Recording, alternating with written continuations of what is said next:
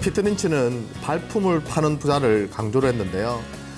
쉽게 말하면 실생활에서 돌아다니면서 투자할 종목을 선택을 했던 겁니다. 직접 관심 있는 기업을 방문을 했고요. 직접 도넛을 먹어보고 맛있고 잘 팔리는 것을 확인하고 샀고요. 자기 와이프가 스타킹을 계속 사 입는 걸 보고 그 스타킹 업체를 투자를 해서 대박이 났던, 그러니까 한마디로 발품을 팔아서 직접 기업을 발굴해내는 그런 기법이고요.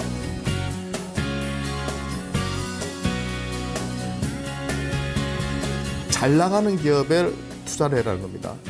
예, 못 나가는 기업에 투자하는 것이 아니라 잘 나가는 기업에 투자를 해라, 이렇게 말을 했는데요. 또 한 가지 말씀드리고 싶은 것은 마인드가 정말 중요합니다. 예, 단기적인 시세에 너무 연연하다 보면요, 정말 50% 100% 주는 기업들을 놓치는 경우가 상당히 많거든요. 예, 그래서 기업에 대한 확신을 가지고 신고가 종목은 투자를 하셔야 되고요.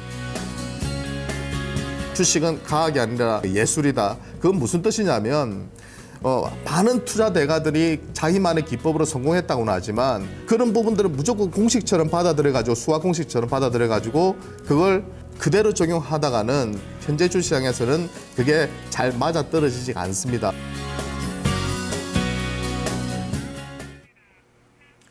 네, 세 가지 스타일의 레전드의 투자 전략 들으실 수 있습니다. 오늘 금리 인하 호재가 나오게 되면서 현재 양대 지수가 상승폭을 점차 키워나가는 움직임 보여주는데요. 자, 오늘 유성치 운용력과 함께 레전드 전략 세워보시죠. 운용력님 안녕하세요. 네, 안녕하세요. 반갑습니다. 네, 오늘 어떤 이야기 들어볼까요? 네, 오늘은 시장 전반적인 이야기 조금 해드리고요. 그리고 이제부터 남은 기간 동안에는 조금 이제 추상적인 그런 개념보다는 실전에서 그 피터 린치라면 어떤 기업에 투자할 것인지에 대해서 구체적으로 이제 좀 살펴보려고 합니다. 일단 시장 전반적인 흐름을 말씀을 좀 드리면, 만기를 앞두고 시장이 좀 많이 빠졌어요. 그래서 아마 우려하시는 분들도 많으시고, 미국 입장에서 또 금리 인상 이야기가 나오니까 신흥국 쪽은 또 타격을 받지 않을까 하는 우려가 있고요. 특히 원달러 환율도 전일 1120원 선을 또 돌파하면서 이런 식으로 가다가 원화 약세가 좀 심화되면 돈이 빠져나가지 않을까 하는 그런 우려도 있습니다. 게다가 오늘 이제 금통위에서 또 금리 인하를 함으로써 성향이 안 맞는 그런 외국인들은 빠져나갈 공산이 분명히 있죠. 예, 그 한자손을 받을 수 있고 금리를 적게 주니까 결국 빠져나갈 수 있는 부분이 있지만, 또 역으로 생각해 보면 금통위에서 왜 그런 결정을 했을까도 고민해 봐야 됩니다. 우리의 경쟁 국가인 일본을 비롯해서 이런 국가들이 지금 엔저 현상이 상당히 심화되고 있거든요. 중국도 이번에 금리 인하를 했고요. 그러니까 그런 상태에서 경쟁 국가들이 금리 인하를 하고 있는데 우리나라만 계속해서 유지한다는 것이 실제로는 도움이 안 되고요. 그리고 서민들이 최근에 금리 인하라면 가계부채는 좀 더 늘어나겠지만 그만큼 지금 내수 경기가 주고 있다고 판단을 했고, 그런 관점에서 이제 실시를 한 겁니다. 그러니까 이것이 주식시장의 정말 호재거리가 될 것인가? 이론적으로 말씀을 드리면은, 물론 이제 금리 인하는 시중의 자금이 주식시장으로 올 수 있는 여건을 마련해 주기 때문에 호재긴 한데요. 약간은 조금은 늦은 부분도 좀 있지 않나. 그러니까 이미 일본이나 다른 그런 유럽이나 이런 쪽은 상당히 빠르게 통화 전쟁에 돌입을 했죠. 자국의 통화 가치를 떨어뜨려 가지고 경쟁력을 높이는 그런 방향으로 갔는데, 우리 입장에서는 자금이 이탈될까봐, 외국인들이 빠져나갈까봐 눈치를 보다가 약간은 좀 늦추지 않는 생각이 드는데요. 여하튼 시장 입장에서 보면은 분명히 업종 분류는 희비가 좀 엇갈리겠지만 수혜를 받는 업종도 분명히 나타날 거로 보고 있습니다. 네, 그렇게 좀 이해하시고, 그리고 만기였거든요. 그죠?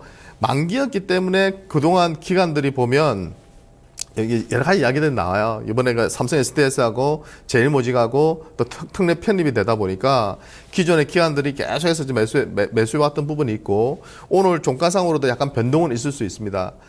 얘들을 산다고 기관들이 기존에 있는 그런 우량한 기업들, 기업 가치를 무시하고 또 팔았던 대형주들이 많거든요. 그러니까 역으로 역발상적으로 생각해 보면, 만기 이후에는 기관의 수급이 조금 호전된다면 그동안 기간이 내다 팔아서 빠졌던 기업들이 크게 오를 가능성이 높아요. 특히 4월 달부터는 2분기, 1분기 또 어닝 시즌이잖아요. 그러면 본격적으로 실적주들로 매기가 다시 돌아오면서 움직일 가능성이 높고, 게다가 외국인들마저도 들어오는 기업이라면 그런 기업들의 좀 관심을 역발상적으로 좀 돌아. 1, 2월 달에 많이 오른 뭐 예를 들어서 뭐 화학, 조선, 태양광, 기계 뭐 이런 쪽은요 트레이딩밖에 이제는 안 될 것 같고요. 그런 쪽에서 모험을 걸기에는 약간 이제 부담스러운 권적으로 간 것 같고 지금은 오히려 많이 빠져 있는 쪽 또는 추세적인 상승으로 가되 속도 조절을 하고 있는 그런 기업에 좀 더 관심을 두시면 좋겠습니다. 그동안 제가 3월 인터넷에 대한 전반적인 내용들 그리고 관련 업종군들 기업들에 대해서 말씀을 좀 드렸는데요.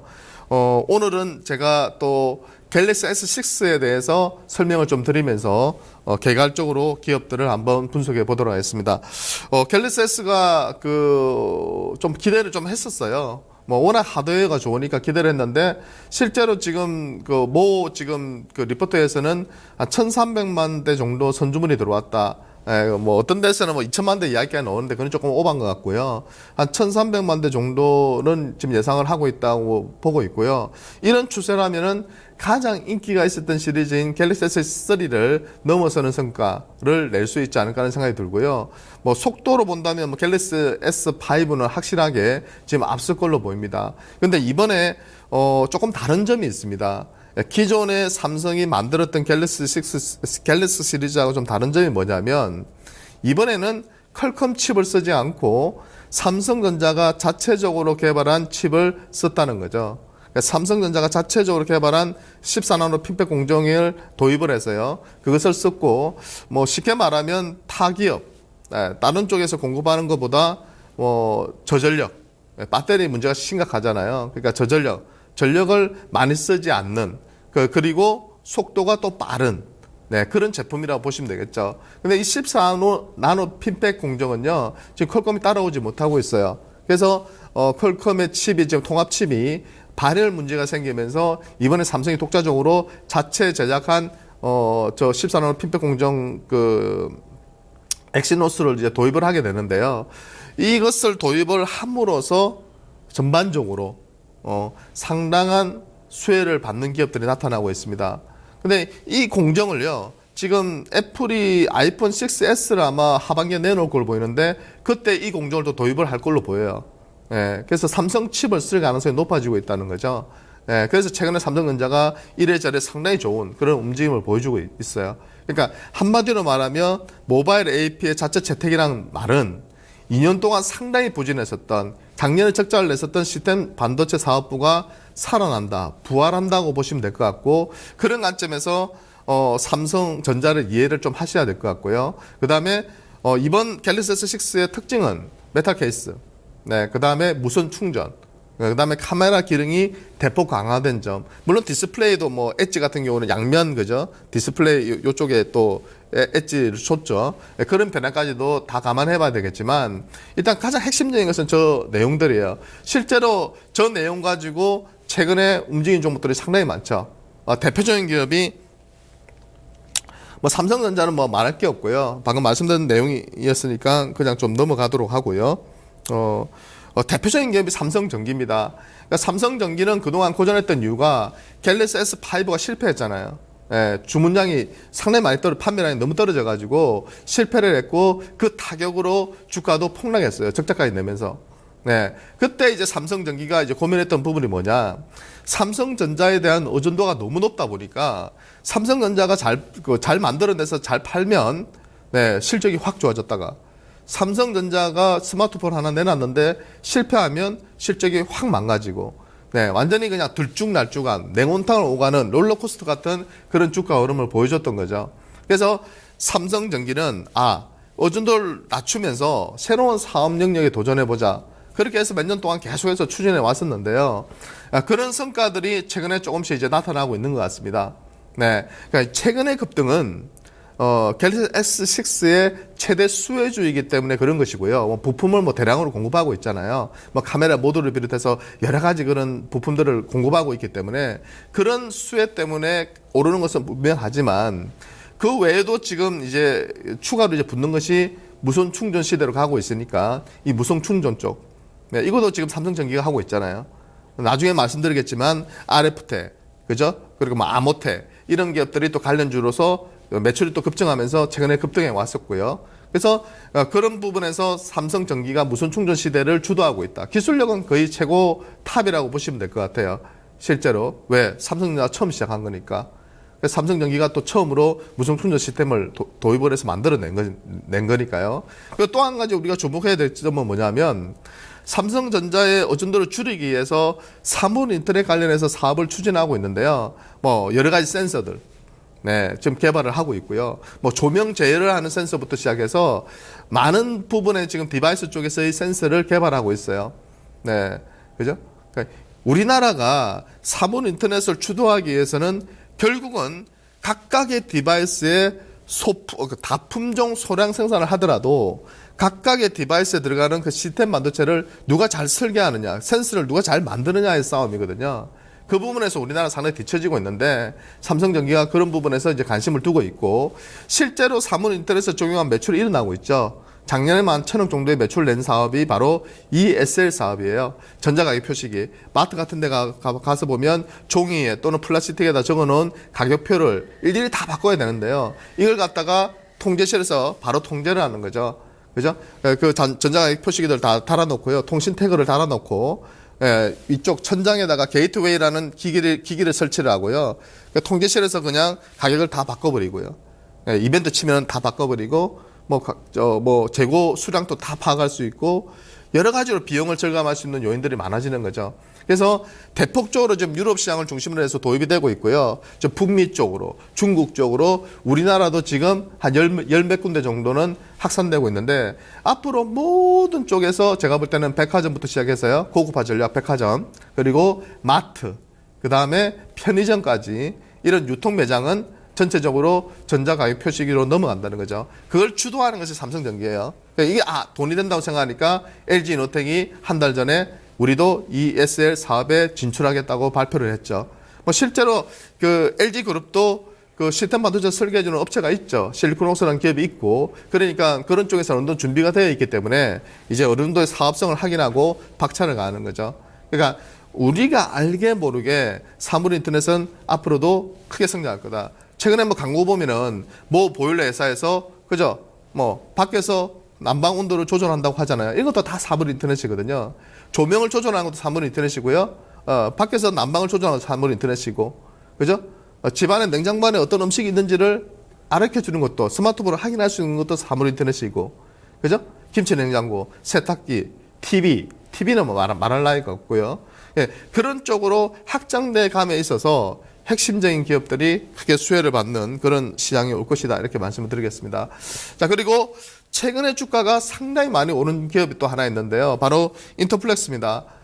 인터플렉스는 주가가 왜 급락했었냐면, 비트니치라면 제 판단에서 그래요. 지금 시점에서 잘 팔리고 앞으로 성장할 수 있는 기업이 있다면 그쪽 분야를 아마 집중적으로 분석을 해서 그 안에서 아마 좋은 기업을 선정을 해서 수익을 낼 거라고 판단을 하는데요. 인터플렉스는 그런 관점에서 이제 본다면 상당히 좀 매력적인 부분이 있는 것 같아요. 왜냐하면 이 기업의 가장 큰 특징은 뭐냐면 애플하고 삼성전자하고를 다 거래를 한다는 거죠. 네. 그래서 애플하고는 뭐 지속적으로 계속 거래를 해왔어요. 근데 아시다시피 애플은 단가를 후려치기로 유명합니다. 많이 팔리기 때문에 너희들이 100개 줄 거 1000개를 우리가 받겠다.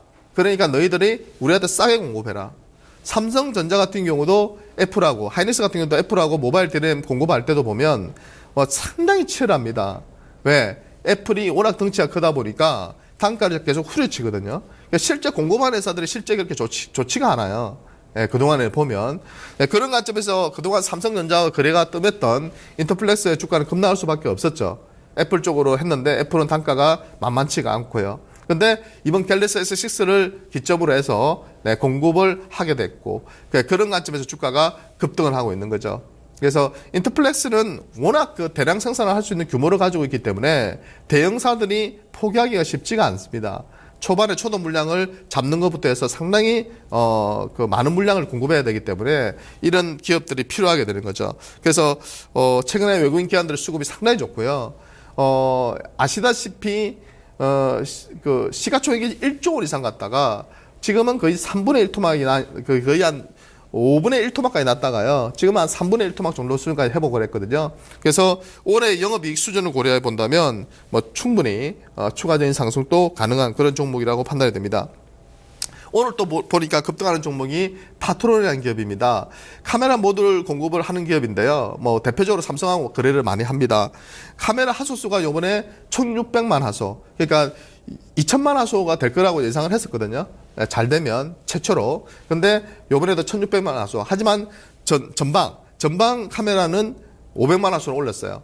그래서 거기에 공급을 하고 있는 파트론이 수혜를 받을 거다. 그리고 파트론은 다양한 센서 기술도 가지고 있습니다. 그래서 앞으로 삼성그룹이 사물 인터넷을 추진해 나감에 있어서 그죠? 다양하게 사업을 확장할 수 있는 기회들을 잡을 수 있는 기업이다. 이렇게 볼 수 있겠습니다.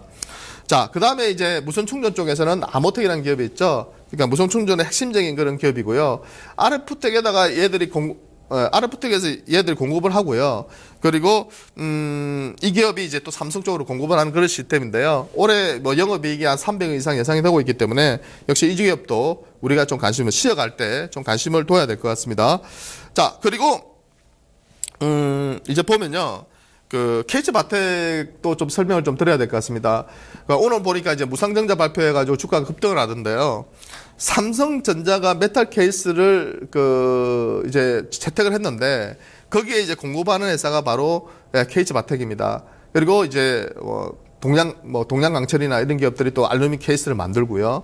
그리고 자체적으로도 삼성이 그 베트남에다가 공장을 지어가지고 메탈 케이스 공장을 지었죠. 그래서 그 자체 생산 규모를 계속 늘려나갈 거예요. 그래서 KH바텍은 처음에는 엄청난 공급하겠지만 나중에는 약간 줄어드는 부분이 있을 겁니다. 하지만 결국은 그거 뭐 1천억 정도 투자해가지고 제 생각에는 따라오기가 쉽지가 않습니다. 그러니까 공급을 자체적으로 한다는 것은 만만치가 않아요.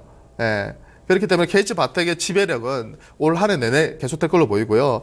영업이익이 한 800억 이상 지금 예상이 되고 있기 때문에 시가총액이 지금 6천원대에서 왔다 갔다 한다면 막 크게 부담스러운 수준 같지는 않아요. 지금 46,000원대까지 급등했다가 그죠? 지금 급락해서 한 4만 원대, 그러니까 무상증자를 고려하지 않는다면 4만 원 정도에서 조정을 받고 있다 보시면 되는데요.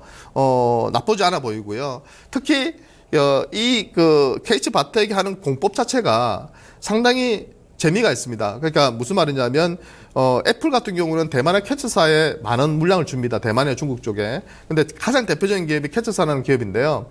이 기업은 어떻게 그걸 이제 유니바디 형식이라고 하는데 금속 통을 주면 그걸 깎아내는 겁니다. 컴퓨터 제어 방식 CNC 공법으로 그걸 싸서 깎아내는 겁니다. 그러니까 애플이 좀 보면 좀 무겁고 좀 느낌이 좋죠. 고급적이고. 그죠?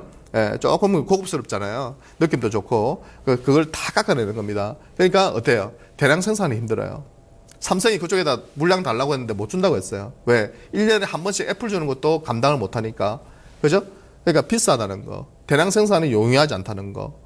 예, 좋은 점은 뭐 고급스럽다는 거, 색상 구현이 쉽다는 거, 이런 부분인데요. 그러니까 삼성전자 입장에서는 지금 저런 식으로 해가지고는 안 된다는 거죠. 그래서 이제 KH바텍하고 이제 연구개발을 통해서 어떤 방식으로 했냐면 CNC 공법을 일부 도입을 하되 전체적인 방식은 붕어빵 찌개 내기 방식, 다이캐스팅 방식을 도입을 한 거죠. 그러면 해외 거래선 입장에서 볼 때 중국 업체부터 시작해서 다른 스마트폰 제조업체들 입장에서 볼 때는 내가 유니바디 형식으로 저렇게 비싸게 사는 게 좋으냐?